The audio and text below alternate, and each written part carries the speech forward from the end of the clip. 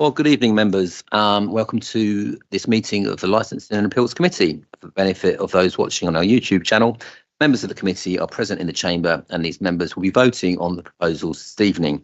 Other members of the council are also in attendance and or participating on MS Teams and can take part in any discussion, ask questions, but cannot vote. Your attention is drawn to agenda item 1, which sets out the guidance on how meetings will be conducted, including the ground rules. Before we start the formal business, we will confirm attendance of voting members by doing a roll call. Thank you. Councillor Brown. I'm here. Councillor Williams. Present. Councillor Banks. Present. Councillor Coffin. Present. Councillor Cope. Present. Councillor Kears. Present. Councillor King. Present. Mallard. Oliver. Present. Councillor Boud. Taylor. Online. Thornywell. And Councillor Tunstall. Present. Thank you. Thank you very much. And can the officers also introduce themselves? Anthony Garnett, I'm Head of Service for Licensing, Customer Service and Community Safety.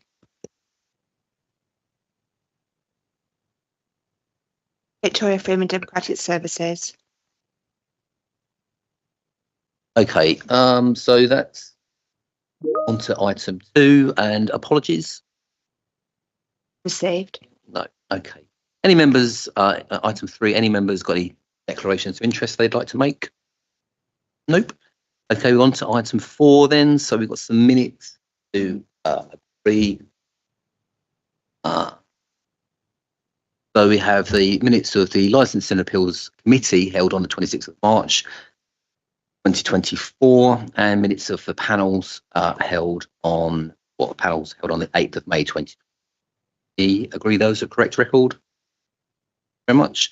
And moving on to item 6 then, which is the Gambling Act 2005. I can't believe it's 3 years already since the last time we talked about this. But we've got Anthony. Are you going to take us through the report, please? Thank you, Chair. Thank you, members. The first paper before you is the Gambling Act 2005 revised statement for principles of gambling. As the Chair referred to, this has to be reviewed every 3 years. It's one of the thickest pieces of legislation we have in licensing, but for us in Tunbridge and Morling, with very few outlets that are affected by it. We have 1 adult gaming centre, 8 betting shops, and 1 family entertainment centre. And under this Act is the lottery registrations for local fetes, for schools that have sell draw tickets in advance of the day. So it's a big act. There's a lot in there, but very little as far as premises for us is concerned. The last policy and the current policy ran from the 1st of May 2022 and will run up to the 30th of April 2025. The proposed Gambling Act Statement of Principles policy is due for publication on the 30th of April 2025. Before we get to that, we are going to propose a public consultation running from the 1st of October to the 31st of December.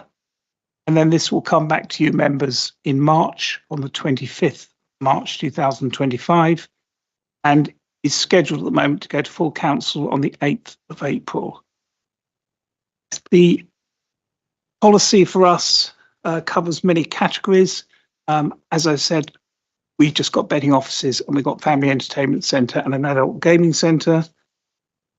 The policy is full of detail. I've updated all the metrics that are in there, and the recommendation is simply at this stage to approve the draft policy for consultation. I hope, as always, members, that we will get more responses than we've had before. We will try our best. On page 76, it gives a list of the consultees that we are sending out to, and we make this available on the website.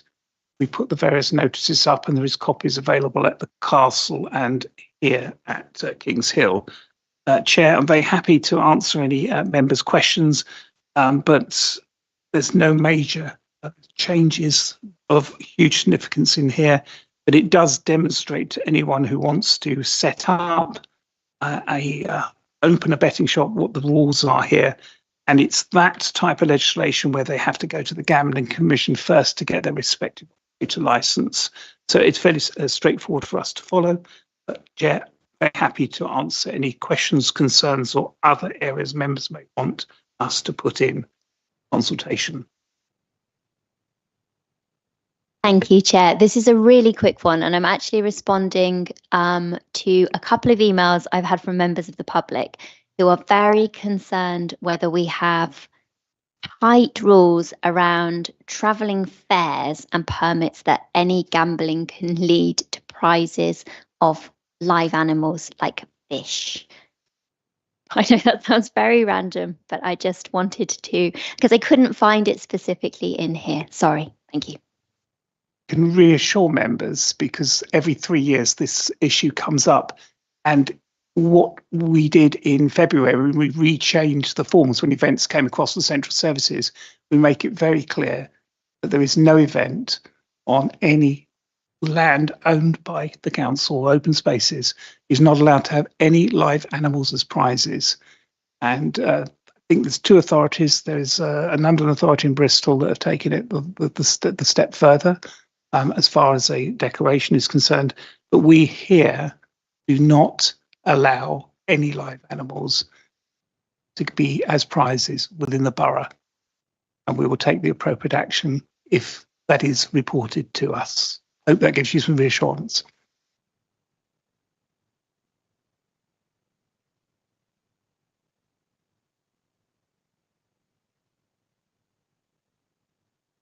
Chair, my question would be numbers of establishments within the borough. Is that remaining fairly constant? I'm always conscious that the high street is a lonely place sometimes, and maybe a new betting shop filling up premises. But are we constant or are we increasing? Members, since before COVID, well, actually last 14 years, I've been tracking the number of premises every 3 months, and the names of them have changed through takeovers, but the same number of betting shops, 8, has been in place since I've been here in 2012, and the same adult gaming centre, which is 1.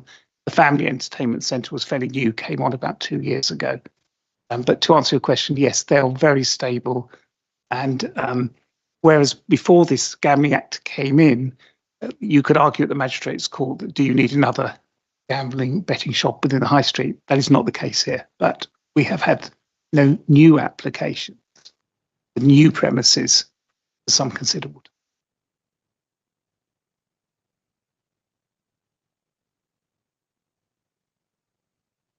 Very much. Any more comments? We've got the timetable there, draft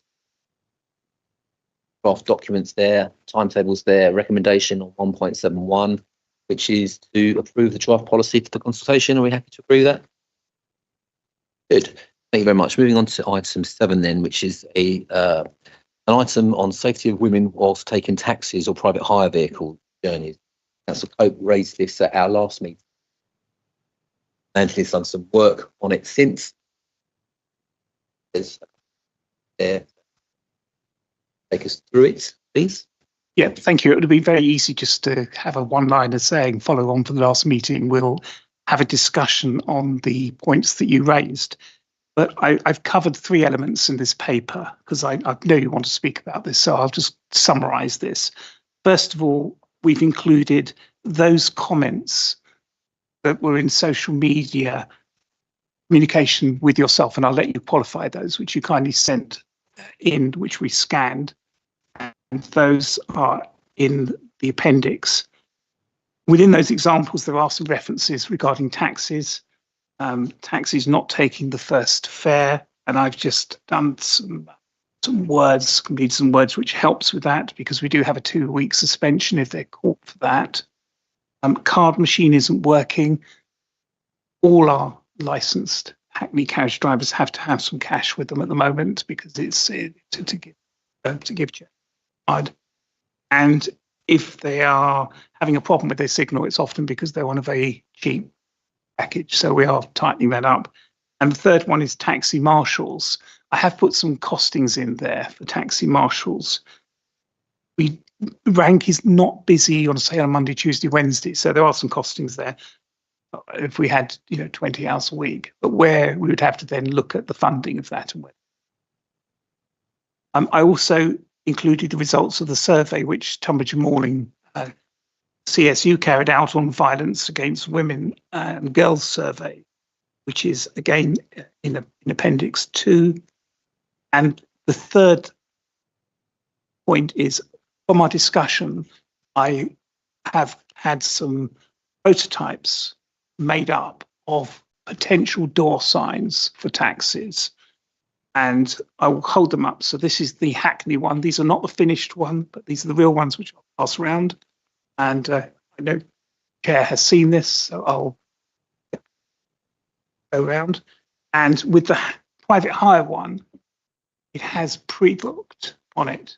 So these are stuck to the vehicle, and then there is, then there is a covering sticky plate to put on top. Now, those, if we are going to explore that going forward, will be on both front doors of the private hire, both front doors of the Hackney carriage. We have a fleet of over 660 vehicles, private hire in Hackney. And so in order to do that, if members are minded, we would propose a rollout situation where we would roll them out as they renew because they're a 1-year license. However, there may be some funding available through the Police Crime Commissioner in Kent, and one of their target areas is on the violence for women. So we could subsidise, if you like, the first cost to drivers, because this would be for them to have to. And I have obviously, rather than just said we can do it, I thought, well, I'll get some of those made up, but that's cost us nothing because obviously they want the business. So for me, rather than go to the recommendation to approve those, I thought I'd hand back to the Chair immediately for discussion, and we'll try and facilitate what we can, because you very much wanted this discussion, and I thought put a basic framework around it to make it more meaningful. Well, thank you very much, Anthony. You want to go first, Councillor Cope, as you raised it initially? Thank you, Chair. And Anthony, thank you so much for taking this so seriously and putting in so much work. I think it really shows that willingness to try and allay the fears, particularly of women and girls who are not feeling safe in Tunbridge. And I think pairing up the violence against women and girls survey with the situation with public transport in Tunbridge is a really progressive step to see how those two things fit together. I think the door signs are really good, and I would hope that the committee here will support those. I also just wondered whether we could be monitoring the amount of complaints that we get about taxis not taking the first taxi not taking the fare, the card machine not working story, because one of my friends tried to get a taxi about 3 weeks ago, and when she said how close her address was, she got the old, "Oh, my card machine isn't working" story still. So these things are still happening, even though there has been a lot of publicity about it. And I'd like taxi drivers to feel that actually that we're really noticing this. And I know the costs for a marshal, there is no budget for that at the moment. But is there any way that we can explore going forwards, if the situation doesn't improve, that part of paying for the license is funding a taxi marshal, at least on Friday and Saturday nights, which I know a lot of the problems are also happening during the day, but when women and girls are feeling most vulnerable and unsafe is at those times when it's dark. So I just wondered if that's something we might consider if we don't see the situation improving. Taxi drivers actually are thinking the council is taking this seriously, and there will be an additional cost to us if we don't clean up our act. But again, thank you for all the work that's gone into this. I really, really appreciate it. And I would just like to put on record that I really thank everyone who on social media, either on Facebook or through direct messages, shared messages with me when they were feeling very vulnerable and scared, and some people very scarred by their experiences. So I really, really appreciate them speaking up to make a difference. Thank you. If I can just respond to a couple of points on those. I've just opened the complaints log, which we have. Unfortunately, we've only had 5 complaints this financial year so far. Last year, we had significantly more. So we can only record what is sent into us, to be totally honest. What I have asked the team to do is to treat the annex that you sent in as a number of complaints. So we will put a generic entry in as the number of complaints that received. But for this database, we really need who they're from and what the reason is. We're very discreet. We don't obviously cover the details. So a lot of this is altercation, low fare, they're overcharging on one of them.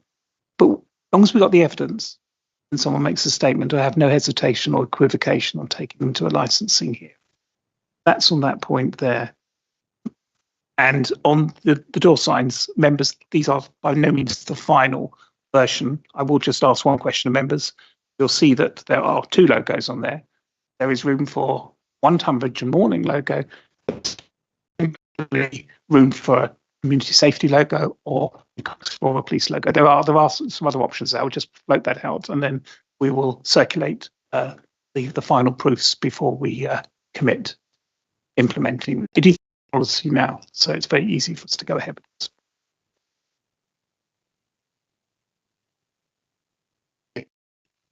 Logo, if the community safety logo was on there, would that sort of give some sort of tacit approval that the driver has been in some way vetted over and above that of the normal taxi licensing system?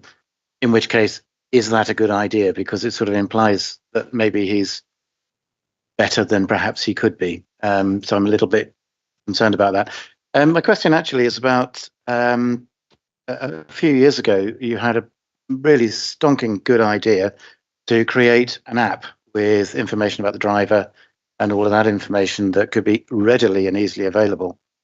Did that ever get off the ground, or has someone else taken it on? Could that be used as part of the armory that people can have in the back of the cab, that the driver is who he says he is, he's behaving badly, you could just press a button and say, I'm complaining.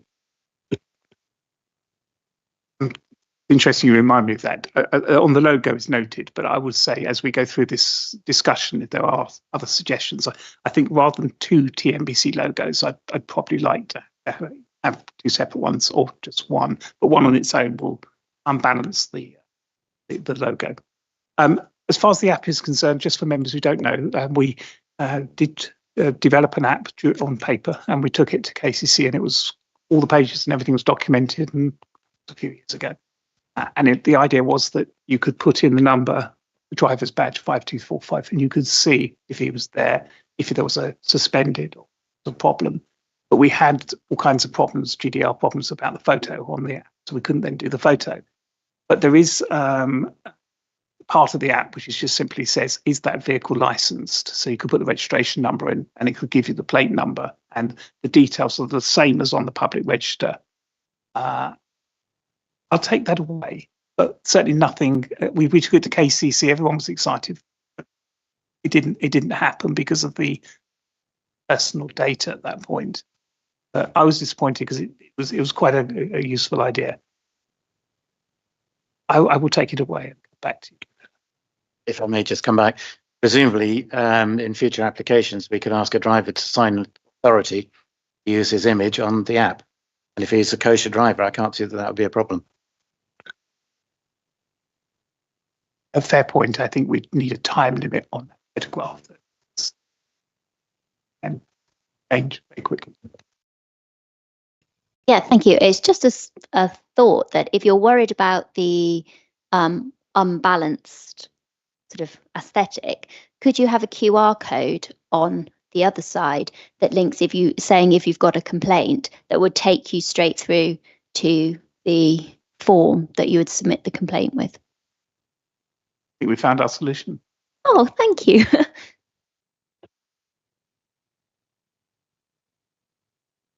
Totally recently, the really big problem seems to be not taking the first fare, or taking the first fare very, very grudgingly. That's happened. Yeah. Okay, well, that's good. It seems to be general approval that this proposal is acceptable, and the idea of the QR code is really good.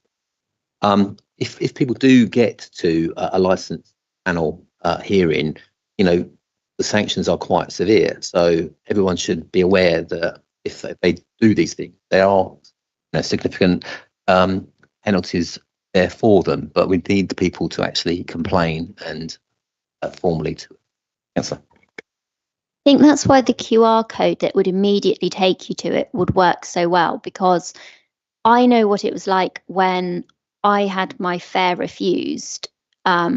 But I'd just given the person my address and I felt very uncomfortable taking it forward when you've literally just told them where you live. Whereas if you've just got a QR code and you put it in like that, I know you'll still be traceable, but I think it feels a less momentous step to do it. And I think that would help, because obviously we know from the amount of people who responded on social media to how they had any problems, to the amount of complaints that have actually reached NBC, that at the moment there is some problem in the mechanism for complaining. And I think some people simply don't know. Whereas if you have a QR code saying, do you have a problem? Have you had a problem with this driver? Or have you had a problem? Whatever. They will then at least know that there is recourse. Thank you. You've actually got me laterally thinking now, because you could have a QR code that just takes you to the public register, and in the public register you have then a link to. So the public register will tell you if the vehicle is. Good. Councillor Taylor, online. Is the volume all right, Chairman? I know. Could you speak up a bit? Yeah. I know sometimes when people come in online, it blows everybody's ears out. I haven't got a vote tonight because I'm just a ghost machine, but I'm very grateful to Councillor Coe for bringing this forward, and there's some great ideas here. And if I did have a vote, I would definitely approve. Thank you. Okay, great. Thank you very much, Councillor Taylor. And the recommendations there on 1 point. Sorry. Oh, Ed, please. Thank you very much for allowing me to speak at your committee. Yeah, I think this is a great idea. Anything that that I could do at the County Council to kind of help with this, I would be absolutely delighted to help out. It sounds like the sort of thing that could be rolled out across the whole county. It would be massively beneficial. Thank you very much. Okay, thank you. Well, you know where Anthony is, so I'll suggest perhaps you could together after the. So, members, we've got a recommendation on 1.8.1 that members are requested to approve the introduction of the proposed door signs at Annex 3. Agree those? Excellent. So, you'll be pleased to know we don't have any matters, urgent items or matters consideration in private.